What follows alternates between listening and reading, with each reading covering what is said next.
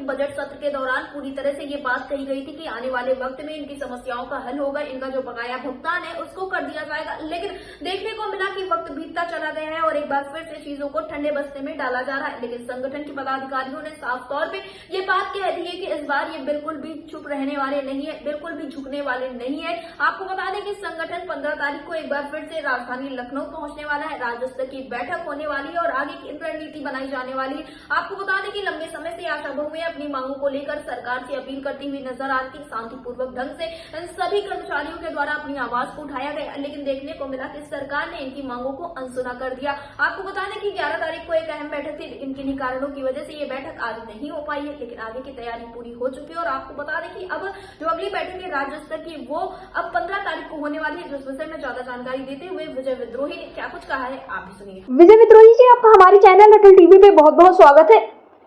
जी आभार आपका, धन्यवाद।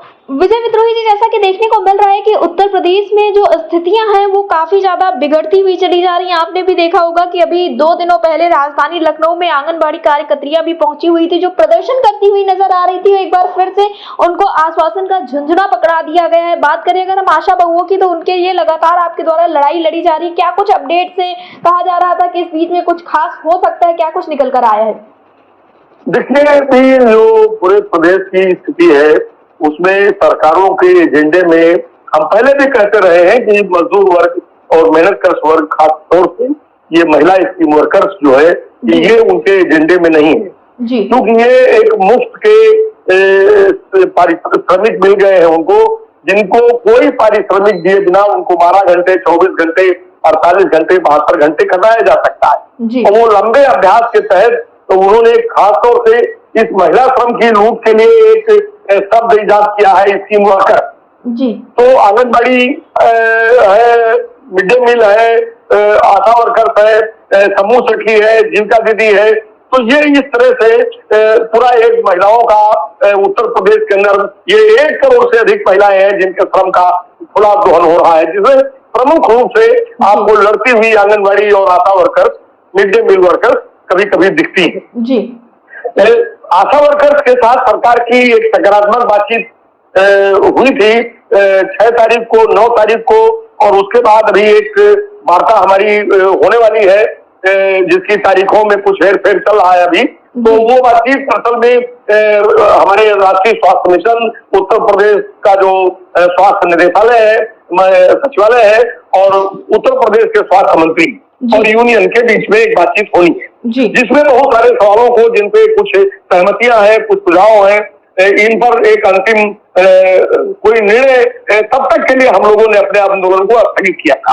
अभी हम 15 तारीख को फिर बैठने जा रहे हैं। 15 मार्च को लखनऊ में हमारी राज्य स्तर की बैठक होने जा रही है, और ये बैठक हमने कल ही आहूत की है। इसलिए सरकारों पर हमें बहुत भरोसा नहीं है, हमें अपनी लड़ाई पर भरोसा है।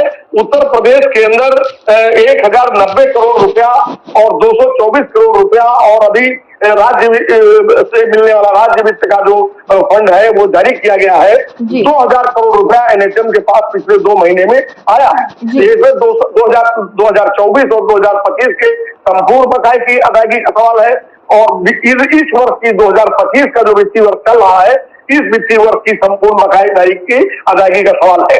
लेकिन कहीं भी पूरे प्रदेश के अंदर कोई पैसा नहीं दिया जा रहा है। कुछ जगहों में पैसा दिया जा रहा है, उसका बंदरबांट हो रहा है, बेनामी खातों में उसका स्थानांतरण कर दिया जा रहा है।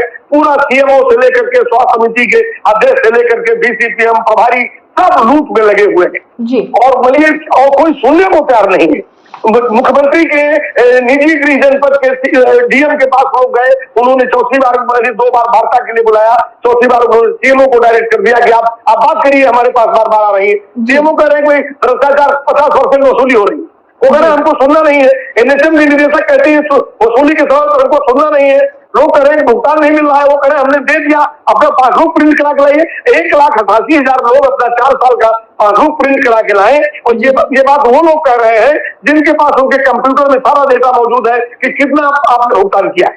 हमने कहा कि आप अपने स्वास्थ्य केंद्र के सामने भुगतान किए गए डेटा को चस्पा करिए, वो चस्पा नहीं कर सकते हैं प्रिंट निकाल करके, इसलिए कि पूरी लूट है। तो ये जो पूरा नीचे आज की तारीख में चल रहा है, सरकार हमें 2000-3000 मान लीजिए दे ही थी, और हमारा साल भर में आप 20,000 चोरी कर लेते हैं। जी। तो आप जब 2000 से हमारा क्या भला हो जाएगा? जी। आप इस चोरी को रोकने के लिए तैयार नहीं है। ये जो लूट हो रही है, जो स्कैम का स्ट्रक्चर बना हुआ है, इसको आप इसमें किसी के खिलाफ कार्रवाई करना नहीं चाहते आप, जी। कुछ करना नहीं चाहते, इसको बचाना नहीं चाहते। आपकी नौकरशाही बेलगाम है, बैठी हुई है, लूट रही दोनों हाथों से। पूरे स्वास्थ्य विभाग का कमाल कर दिया इन लोगों ने।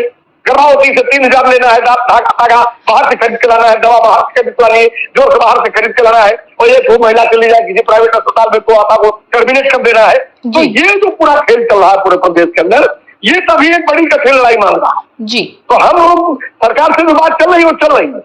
आने वाली 15 तारीख को हम लोग कुछ निर्णय लेंगे और हम फिर आगे की लड़ाई लड़ेंगे। और जी। उत्तर प्रदेश के अंदर जो अभी आंगनबाड़ी दीदी भी गई थी, जी। वो भी लौट के आई है। उनको भी वो बता रहे हैं कि हमने कैशलेस इलाज दे दिया है, फलाना दे दिया है, मिड डे मील को भी कैशलेस इलाज दे दिया है। अरे भाई, वो अपना कैशलेस इलाज अपने पास रखो। हमारी मांग है कि 20 लाख रुपए का स्वास्थ्य बीमा करिए हमारा। हमारी मांग है 50 लाख रुपए का जीवन बीमा दीजिए हमको। आप हमको देना नहीं चाहते हैं। 5 लाख का आप कैशलेस इलाज हमको दे रहे हैं, और उस इलाज में हमको कैंसर हो जाएगा, हमको जब हमारा किडनी बदला जाएगा, हमको जब कोई भारी ऑपरेटिव डिजीज हो जाएगी, तब वो पैसा हमको मिलेगा। उसमें जांच का पैसा है नहीं, दवा का पैसा है नहीं जी। मैंने डॉक्टर का जो कंसल्टेंसी फीस है वो उसके अंदर है नहीं जी। किस्तों में पैसा। तो ये सब सरकार बकवास कर रही है, झूठ बोल रही है। और उत्तर प्रदेश के इसी तरह आप देखिए कि मनरेगा का उत्तर प्रदेश के अंदर 40,000 कर्मचारी जो है इस समय रोजगार सेवक से लेकर के मनरेगा इंजीनियर तक 8-8 महीने से उनका तनख्वाह नहीं मिला जी। है।